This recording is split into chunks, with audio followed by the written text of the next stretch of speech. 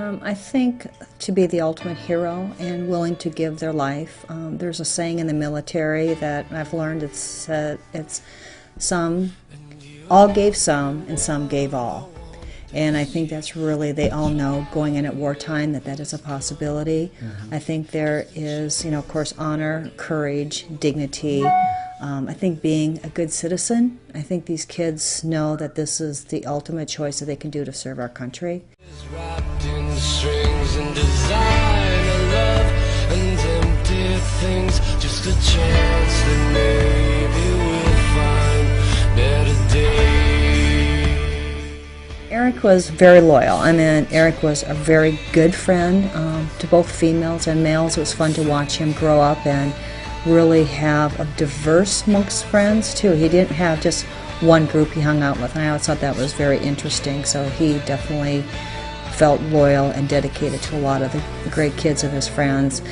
I also told him when he was growing up and all the boys that you had to grow up and be a great citizen, and I often wonder if that was maybe what planted this.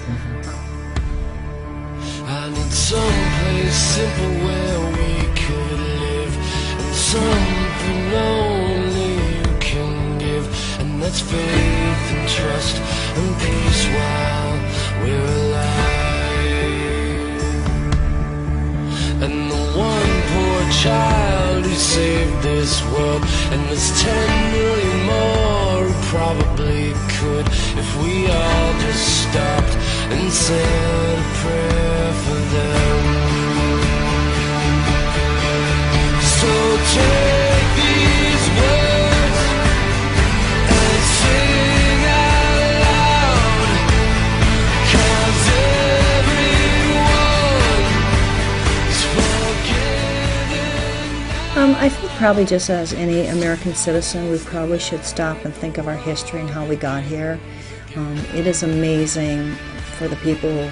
Eric is one of many, many of thousands who've been killed in action, and the reason of the war, you may not agree on the reason of the war, but at the end of the day, those are real people fighting for our freedom, that we can live in this great country, we can come and go as we want, and it's so easy to take those things for granted. But I think if on all these holidays, if you even just took 45 minutes, an hour, and actually read something about our history, you'd realize that that gentleman who's sitting at the airport with that World War II hat on, you know what, it's worth going up to him and saying thank you, because he did something probably for our parents.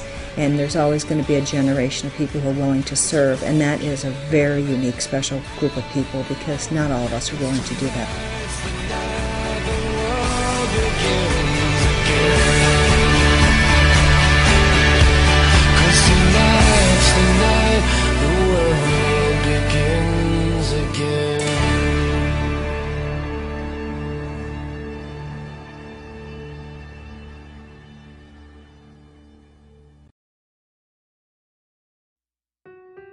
There's been a memorial that was actually started by the senior class of a bunch of guys who went over to World War II and served, and when they got back, they started this memorial for their classmates who were killed in action.